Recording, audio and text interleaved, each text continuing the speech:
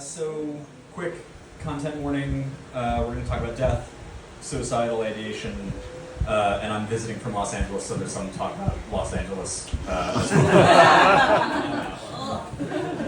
So sorry. This story begins and ends, as so many in Los Angeles do, with a Prius. I was 33 when I bought my first car, a red 2010 Prius. I had moved to New York City at 17, and so I never had need to own a car prior to moving to LA for grad school.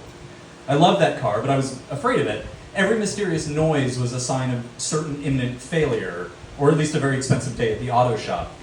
And LA is famous for its highways and its traffic, and I feared the highways and I hated the traffic. I became more comfortable over time with my daily commute to school, and on night drives home from school, after working late in my studio, the highway could be almost empty.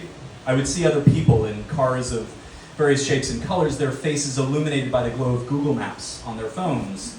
I would imagine these strangers with their full and complicated lives as parallel lives to my own, interacting for this one moment, presumably never to see each other again, as their headlights in my rearview mirror turn into taillights ahead of me.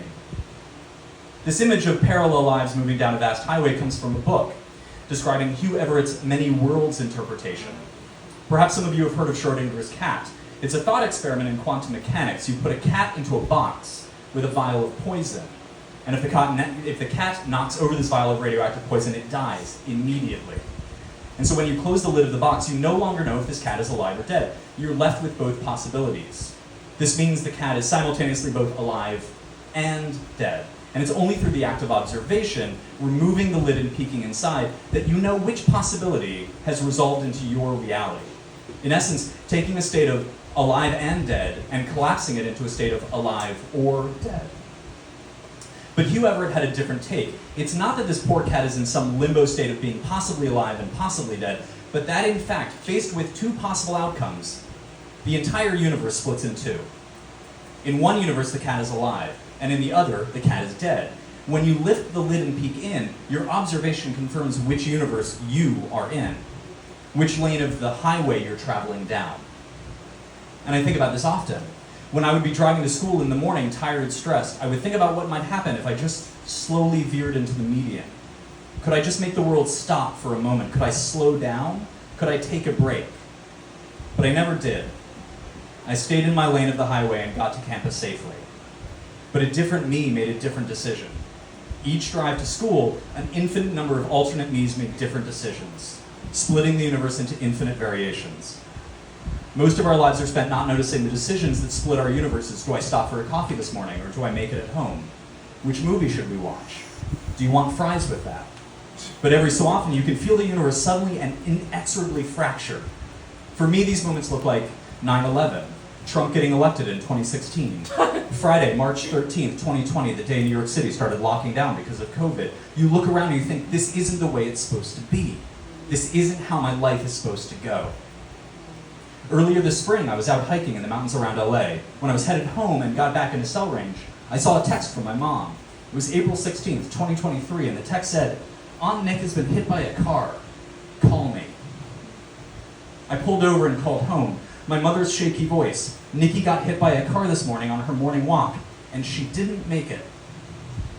And that is when the universe split in two. She didn't make it.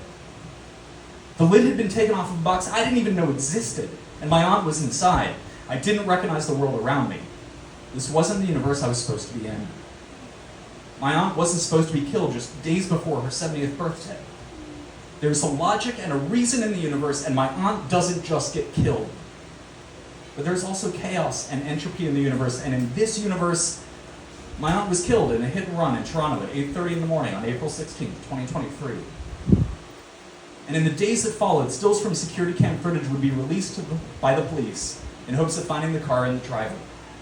And in those blurry photos was a red Prius, the same as mine. The twin to my car, like some sort of quantum entangled particle, the red Prius that had killed my aunt. Nothing can be truly undone. Some mistakes can be fixed, some errors corrected.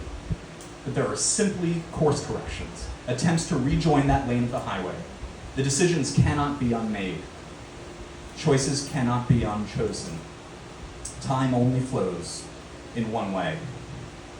And in this unique constellation of decisions and events, actions and reactions that we call reality, I am alive and my aunt is dead. And her death brought about this peace. And this peace brought me here tonight. And I'm sitting in my red Prius, glancing out the driver's side window, seeing all of your faces illuminated in your cars, and all of us traveling down a dark highway.